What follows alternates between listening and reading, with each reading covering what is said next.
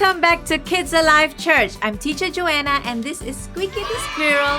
And today we are continuing our series on the Old Testament. Last week we talked about Abraham's 3 visitors, how they were very special, and they said something so special to Abraham that Sarah laughed, right? But we talked about how important God's promises are, and God will always fulfill His promises. Now today we are talking about Isaac, Abraham's son.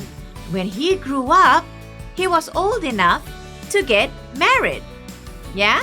And so he was old enough to get married, and Abraham told his chief servant, "Chief servant, it is time for my son to go find a wife.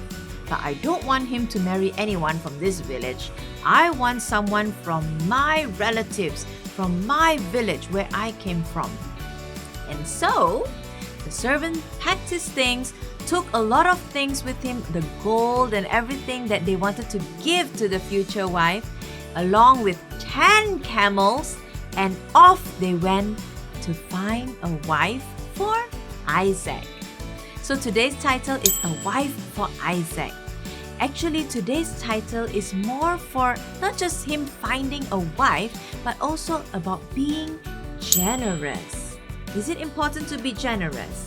Yes, it's very important to be generous.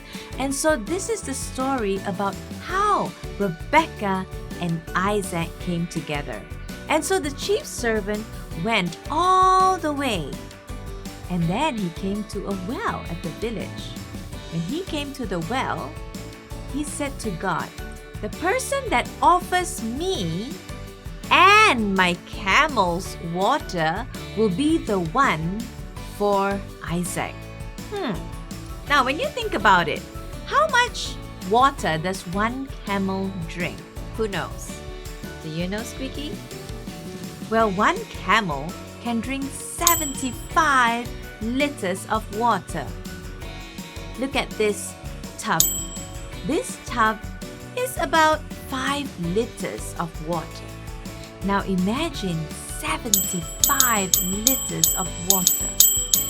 That's a lot for one camel, right? So, what happened was the servant was there, and then suddenly all the young women from the village came to the well to get water. And then he approached this beautiful young lady and he said, "Excuse me, can I have some water?" And she said, "Yes, you can have some water. Not only will I give you water, sir, I'm going to give all your camels water as well." What an amazing thing! And he knew there and then that she must be the one. So he asked her, "Who is she?" And then she said her name, Rebecca, and she said what family she's from. And guess what? The family that she's from is actually a relative of Abraham. God arranged it in such a way that it all worked out. That means she gave 75 liters for one camel times 10 camels. That's a lot of math. That's a lot of camel. That's a lot of water. And she did that. Do you think it was easy for her to do that? No, it's not. It's not easy to draw water out of a well, but she did it because she had a generous spirit. And because of that, the servant knew this woman, Rebecca, is to be Isaac's wife. And so they made an arrangement. He met the father, he spoke to Abraham, and everything was arranged for Rebecca to marry Isaac. Now, there's 3 very important lessons I want you to learn from Rebecca or from this story. The first is, when we are generous, He opens doors. When we are generous, God opens doors. Now, Rebecca was ready. She was old enough to get married. She was a beautiful young lady.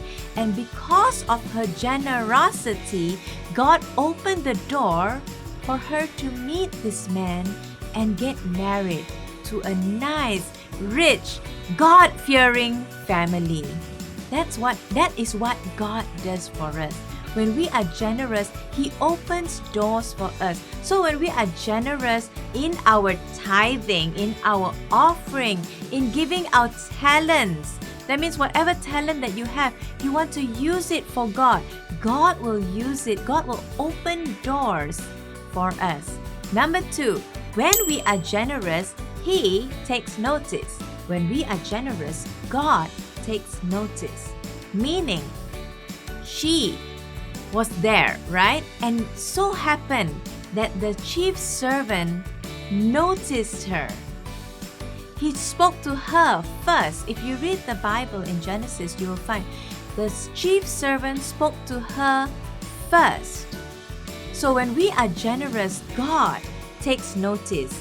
He notices you when you are being generous. I mean, do you know the story about the old lady who put her money into the offering basket?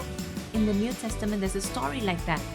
And God sees her giving, even though she gave just a little bit, but she gave all that she had. When we are generous, God will see it. Now, when we put our money in our offering basket, whether it's 10 ringgit, 50 ringgit, 10 cents, but we are doing it with a wholeheartedly. We're doing it because we want to be generous. We want to bless those. People may not notice. We don't give it like we take out our money. Everybody see my 50 ringgit I'm putting into the offering basket. We don't do that. But God notices, and God notices, okay? God sees. He sees everything that we do. So when you are generous in your school, when you want to bless your friend, just say you see your friend having a hard time at lunch, you got no food for lunch, and you want to bless that person, even though no one else sees, God notices. Amen? Number 3, when we are generous, He will multiply. When we are generous, God will multiply.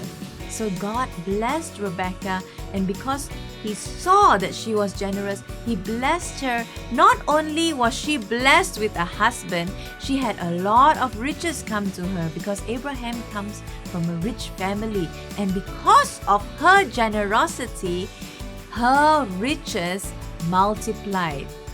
Because she was willing to give water to camels, God blessed her with riches and a wonderful husband.